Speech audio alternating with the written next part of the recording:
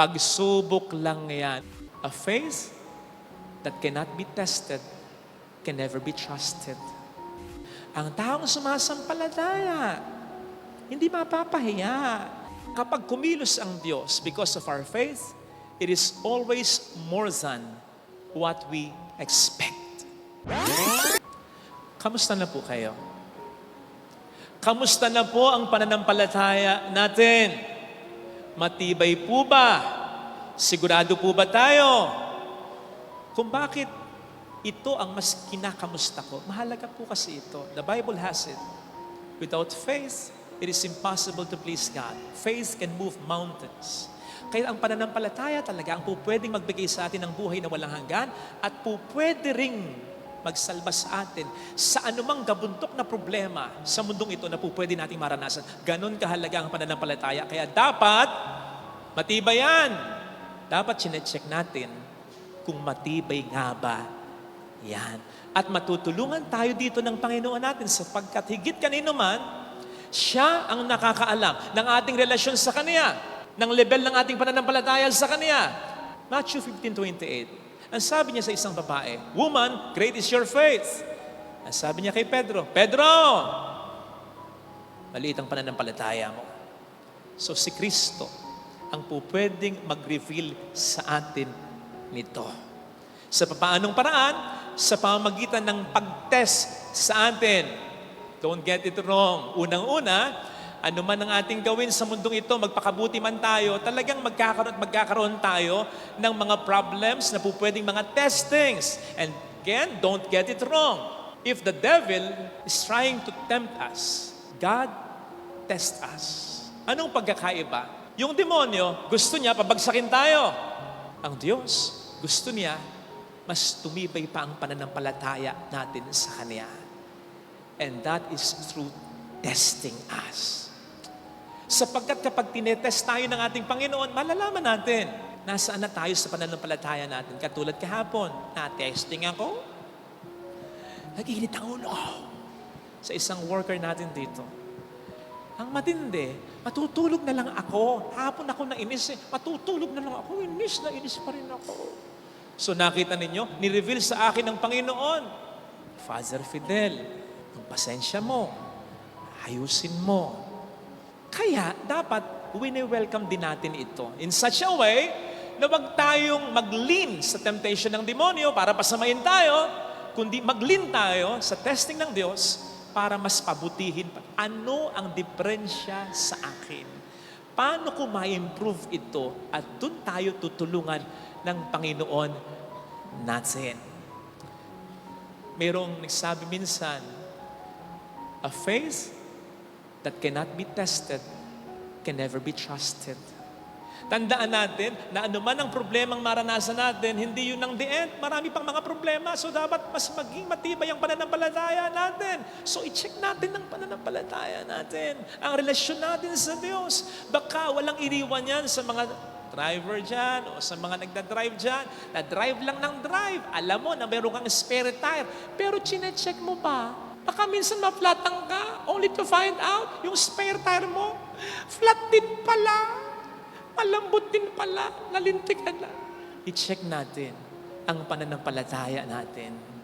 At sa diwang yan, makikooperate tayo sa testing na ginagawa ng Panginoon sa atin. Matutulungan tayo ng ating gospel reading. Sa ating gospel reading, tinesting ni Kristo si Philip and the rest of the disciples. Sa paanong paraan, nalagay sila sa isang sitwasyon na napakahirap. Ano ang challenge? Pakanin ang libu-libong mga tao. Ano ang naging response nila? Ang sabi ni Philip, kahit na po halagang 200 denaryong tinapay ang bilhin natin, hindi sasapat sa napakaraming tao yan kahit makakain sila ng tigkakaunti lang. Sabi ni St. Andrew, meron pong bata dito, may dalang 5 tinapay at 2 isda. Pero gaano na lang ito? Ngunit, gaano na lang ito sa ganyang karaming tao? Sa makatwid, nag-calculate agad sila. At sa kanilang calculation, ano ang naging resulta? Mas natambad sa kanila. Ang laki ng problema ang liit ng means o kakayanan nila. Na kung tutuusin, tama naman talaga. Ang problema, may kulang. Nandun si Kristo sa kanilang harapan. Bakit hindi nila in-include ang Panginoon sa equation, sa kanilang calculation? Isipin po ninyo, kaya testing ito eh. Ang tagal na nilang kasama si Kristo. Silang unang-unang nakakita ng mga himalang ginawa niya. And the Bible has it. Kaya may mga himala para maniwala ang tao na si Kristo ay hindi isang ordinaryong tao. Sapagkat siya lamang ang makabubuhay ng patay, makapagpapagaling ng tao ano man ang sakit nito. Siya lang ang makapagpapalayas ng maraming mga demonyo mula sa mga inaalihan. Siya lang. At yan ay nakita ng mga disipulo. Bakit sa puntong iyon? Wala si Jesus sa equation, sa calculation. Bakit ni isa sa kanila? Walang nagsabi ng ganito, Lord, sa kalkulasyon ko, laki ng problema natin. Kaunti ang means natin. Hindi namin kaya. Pero, nandiyan ka naman eh. Nandiyan ka eh. Dapat may ganon. Sa una pa lang, kasama na sana si Kristo sa calculation para nakakita na agad sila ng solusyon. Parang yung kwento tungkol sa isang ama na inutusan ng anak niya na tanggalin ang malaking bato sa garden nila. Sumagot naman, opo, sure, yung anak niya. Kaya lang, malaki talaga yung bato. Mas malaki pa sa bata. Tinulak na nung batang paganire at pagganon pa, tapos kinalangan na niya, wala pa rin. Nakautot na nga siya sa bigat ng bataw. Hindi natina kahit papaano. Kaya ang sabi ng bata dun sa kanyang ama, pa, wala talaga. Hindi ko kaya. Lahat po ginawa ko na. Ang sabi ng kanyang ama, anak, hindi mo pa ginagawa ang lahat. What do you mean, Dad? Hindi mo pa hinihiling ang tulong ko. Hindi ko naman na-expect na makaya mo. Ang in-expect ko, maisip mo, nandito ako. Sa palagay ko, ganun din ang Diyos. Alam niya ang ginagawa niya. Kaya nga ang sabi sa Ebanghelyo, alam niya ang gagawin niya. So alam din niya kung ang sitwasyon na hindi natin kaya. Pero ang in-expect niya, maalala natin, nandun siya. Na mag-let go tayo sa yabang natin, na mag-let go tayo sa kakakompute natin, basay sa kakayanan natin, at ipagkatiwala natin sa Kanya ang buhay natin. Yun ang pananampalataya. Yun yung pagtataya. Fortunately, nagawa ito ni Felipe and the rest of the disciples. Isipin po ninyo, nag-utos si Kristo. Anong sabi ni Kristo? Paupuin niyo sila. Kung ako si Felipe, sabihin ko kay Kristo, Lord, wala nga tayong pagkain, di ba? Ba't pauupuin mo pa? Magtatagal pa yan. At pag pinaupo mo yan, mag-e-expect yan. Ba't mo kami pinaupo dito? Wala naman kayong ibibigay. Paalisin mo na. Nagtatagal pa. Hindi nila maintindihan yon. But then, they obeyed. At doon, nagsimula ang isang napakatinding himala. Alam niyo kung gaano katindi ito? Sinasabi na sa 4 Gospels, 2 lang yung milagro na meron yung 4 na yan. Yung una, yung resurrection. Ang tindi siyempre niya, resurrection niya. Ito, sa lahat ng mga milagro, feeding of the 5,000. Lahat yan meron kasi napakahalaga nito. Ito ang makapagpapatibay din ng pananampalataya ng tao. At yun ay makikita natin sa ginawa ng mga disipulo. Dahil sa pananampalataya nila, nangyari ang isang napakatinding himala. At paano nila yung ginawa? Naintindihan ba nila ang lahat? Hindi! Basta sumunod lang sila. At yun ang pananampalatayang nakapagpapangiti sa Diyos. Yun ang pananampalatayang nagmumove sa Diyos. Yung pananampalataya na kahit nahihirapan ka, nasasaktan ka, hindi mo alam ang gagawin mo, parang wala ng pag-asa, Sumasampalataya ka pa rin, nagdarasal ka pa rin, kumakapit ka pa rin, nagpapasalamat ka pa rin, nagpapakabuting tao ka pa rin. Doon nangingiti ang Diyos. Doon kumikilos ang Diyos. Doon naiisip ng Diyos, kumbaga, iba itong pananampalataya ito. Matindi ito. Kasi in the process, nakikita ng Diyos kung paano ang pananampalataya natin ay nag-grow. Sa mga nag-gym dito, kaya nag-grow ang muscles ninyo. Kapag bumubuhat lang kayo ng kung ano-anong mga magagaang dumbbells. No! Kapag pinupush ninyo yung limit ninyo. Kaya nga minsan, mas magandang may spatter kayo. Muscles grow by being overworked. Ganon din ang spiritual muscles natin. Ang pananampalataya natin, mas tumitibay kung sa kabila ng mga pagsubok, hindi nag-give up, hindi umibigay. Doon nag-stretch ang ating pananampalataya. Doon may nangyayaring himala. Yun lang maging very close tayo sa Diyos, yung lang mas kumapit tayo sa Kanya, isa na yung napakahalagang himala. Kaya, kapag may pagsubok, huwag agad malulungkot. Huwag agad matatakot. Natawa nga ako sa post na ito. Ayan, parang may bagyo na naman, papalapit na naman, may low pressure na naman. Ayan no, isang malaking bilog, tapos may araw papunta sa bansa natin. Pagtatapos pa lang ng Karina, may pagsubok na naman. Kaya pala makulimlim siguro ang panahon. Pero natawa nga po ako sa post na yan. Father, anong nakakatawa dyan? Eto, sabi nung nag-comment, huwag nyo kasing ituro ang Pilipinas. Yang bagyo, nililigaw yan. Tinuturo daw kasi. May araw eh. So alam nyo ginawa nung nag-comment? Ayan, gumawa siya ng iba. Nilihis talaga niya. Niligaw talaga niya.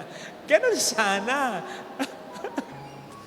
Kaya nga, pati si Mang Tani, nasisisi na eh. May nag-post ba naman ng ganito? Mang Tani, ayusin mo trabaho mo. Bagyo na lang ang babantayan mo. Nakapapasok pa. Malala na. Di ba nakakatawa? Kasi hindi naman talaga tayo makaiiwas sa pagsubok o sa problema. Pero, huwag matakot.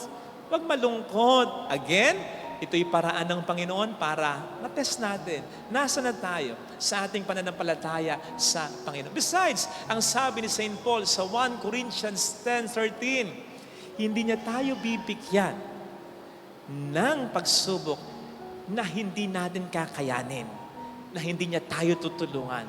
Ang sabi pa ni St. Paul sa Romans 10:11, those who trust in the Lord will not be put to shame. Ang taong sumasampalataya, hindi mapapahiya. Napahiya ba yung mga disciples? I can imagine them. Habang sinasabi nila sa mga tao, syempre, nagre-react yung mga, ba't pa kami uupo pa? Basta umupo kayo. Bakit nga? Basta. Hindi nila alam, pero may kutob silang may mangyayaring maganda eh. And Jesus saw that. That pleased Jesus. That moved Jesus. Una, yung kagutuman ng mga tao. Pangalawa, yung pananampalataya ng mga alagad. Cute nila. Parang sinasabi ni Jesus. Si Philip, yung mga disciples, kahit hindi nila alam yung dahilan, ba't kung pinauupo yung mga tao, pinauupo pa rin nila. Napahiya ba sila? Hindi. Kumain ang libo. Ilan nga ba yung tao? 5,000. Pero lalaki lang yun.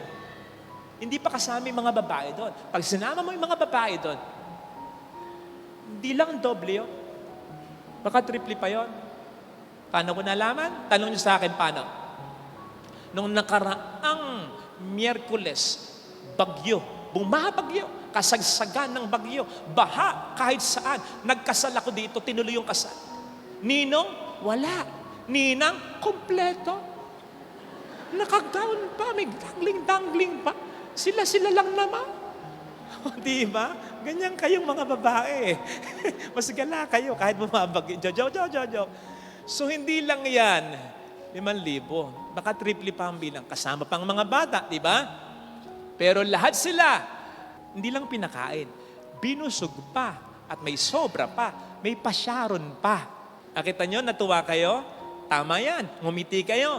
Pero hindi dahil sa joke ko. Although hindi joke yon, dun sa punto na hindi dapat nyo ma-overlook. Ano yon? Yung reality na kapag kumilos ang Diyos because of our faith, it is always more than what we expect. Siyempre, naniwala naman tayo sa Diyos na matatayo ang kahit maliit lamang na simbahan dito. Pero hindi ko alam kung maniniwala kayo. Para sa akin, hindi ko in-expect na ganito. Na ganito kalaki, na ganito kaganda. At hanggang ngayon, maraming pumupuntang tao. Kaya naman, tuloy-tuloy ang biyaya na kapag bibigay pa tayo ng biyaya sa iba. Imagine, nagpapatayo tayo ng hindi isa, hindi dalawa, hindi tatlo, hindi apat, 5, 6, baka 7 pang kapilya. Nakita ko na kakayanin to. Pero hindi ko nakita ito noon. Ang nakita ko lang, honestly, mapatayo ko lang, bahala na yung susunod na pare. Totoo. Kasi nangyayari naman yan. Yun ang usual Yun ang usual. Kung ano lang yung kaya ko. Tama naman ako. Na para mo sinasabi sa akin ng Panginoon, totoo, yun lang ang kaya mo. Pero Father Fidel, ito ang kaya ko. At higit pa dito. So that should make us happy. Yung sinasabi sa Ephesians 3:20, God can do exceedingly abundantly above what we can ask of Him. Bakit dapat tayong matuwa dyan? So, ibig sabihin, hindi lang yung pagkakaroon mo ng anak na wini-wish mo at pinipray mo ang gusto niya para sa iyo. Hindi lang yung pagiging maayos ng negosyo mo na wini-wish mo at pinipray mo ang gusto niya para sa iyo. Hindi lang kung ano yung naiisip mo ngayon, na plano mo ngayon, ang naisip niya para sa iyo. So much so, na hindi man yan ang eksaktong maibigay sa iyo, I assure you, marami siyang magandang plano. Basta, sumampalataya ka. Kaya siguro, ang mga trials ginagamit din ng demonyo to discourage us kasi nakikita niya ang daming magandang plano ng Diyos para sa taong ito. Ibablock ko ito. I-discourage ko siya. I-disappoint ko siya. Papatayin ko siya sa kalungkutan, sa pag-alala. Labanan mo yan. Madalas, yung maraming mga blessings nasa kabila ng takot, pag-aalala at lungkot mo. Kaya nga sabi ng Panginoon, ilang beses yun, do not fear. Kasama mo ako. May maganda akong plano para sa iyo. Ito sana ang hilingin nating biyaya sa pagdiriwang na ito. Lalong-lalo na kung nalalagay o malagay tayo sa isang mahirap na sitwasyon, ha? Tandaan mong lagi yung expression na pagsubok lang yan. Ulitin nga po natin, pagsubok lang yan. Saan ba nanggaling yan? Saan nga kaya nanggaling yan? Invento lang ba yan? Ano? Hindi invento lang yan. Hindi expression lang yan. Makatotohanan yan. Kaya nga it holds water. Ibig sabihin, ginagamit mula noon hanggang ngayon at sa mga susunod pang panon. Pagsubok lang yan. Anong ibig sabihin ng expression na yan? Ang ibig sabihin ng expression na yan, kaya mo yan. Malalampasan mo yan. May mga magandang mangyayari pagkatapos yan. Yun ang ibig sabihin ng expression na yan. Hindi naman sinasabi, katapusan na yan. Pagsubok lang yan. And have you ever wondered, kanino talaga nanggaling yan? Para sa akin? Hindi sa kabataan. Ako nga, ganito na ang edad ko. Bata-bata pa naman ako. Pari na ako kapag mayroong tao na matindi ang problema, kaibigan ko pa. Minsan nagdadalawang isip pa ako sabihin, pagsubok lang yan. Kasi baka sabihin sa akin, stage 4 ang cancer ko, Father, gusto mo palit tayo? Ako. Pero, ang sinasabi ko at ang punto ay ganito. So, napakalakas ng kutob ko. Saktong-sakto. Ngayon ay pandaigdig na araw para sa mga lolo at lola. Para sa akin, sa kanila galing yan. Sa kanila galing yung expression na yan. Pagsubok lang yan. Bakit? Sila na yung nakaranas ng maraming pagsubok sa buhay. Sila yung nagtagumpay sa tulong ng Diyos. Sila yung lagi pang nagsasabing marunong ang Diyos. So ibig sabihin yung karunungang akala ko katapusan ko na pero hindi pa pala. Yun ang karunungan ng Diyos. Yun ang pagpapala, yun ang kapangyarihan ng Diyos. At ang mga lolo at lola, wala man silang perang maibigay sa iyo, wala man silang lakas na maibigay sa iyo, pag sinabi nila sa iyo yun, please, let that sink in. Kasi makahulugan yun. Sinasabi nila yon hindi para may masabi lamang sila. Sinasabi nila yon dahil alam nila. Naranasan. Let that sink in sa isip at sa puso natin. And let me tell you, para sa akin, kahit sa isang taong nag-aagaw buhay, pwede mong ibulong yon. Ako binubulong ko yon. Pagsubok lang yan. Kasi sa isang taong may pananampalatayang nagsasabi nun, at sa isang taong may pananampalatayang nakikinig nun kahit nag-aagaw buhay pa yon. Oo, pagsubok lang ito. Malalampasan ko ito. May magandang blessings pagkatapos ito. Kaya ko ito. Sapagkat ang Diyos ay kasama. Kapatid! Kung sa isang taong nag-aagaw buhay, pwede mong ibulong yan, sa'yo pa ba na malakas pa? Pagsubok lang yan. Paniwalaan mo yan. Ito sanang hiling nating biyaya sa ating banal na pagdiriwang upang hindi natin ma-imbibe yung pero ni St. Andrew. Pero, gaano na lamang ang tinapay at islang ito sa napakalaking problemang yan? Perong negatibo. Sana ang pero natin sa buhay ay maging positibo. Napakalaki ng problema, pero kasama ko ang Diyos. Nagdarasal ako, nagsisimba ako, nagpapakabuting tao, sumasampalataya ako. Hindi ako ipapahiya ng Diyos. Amen.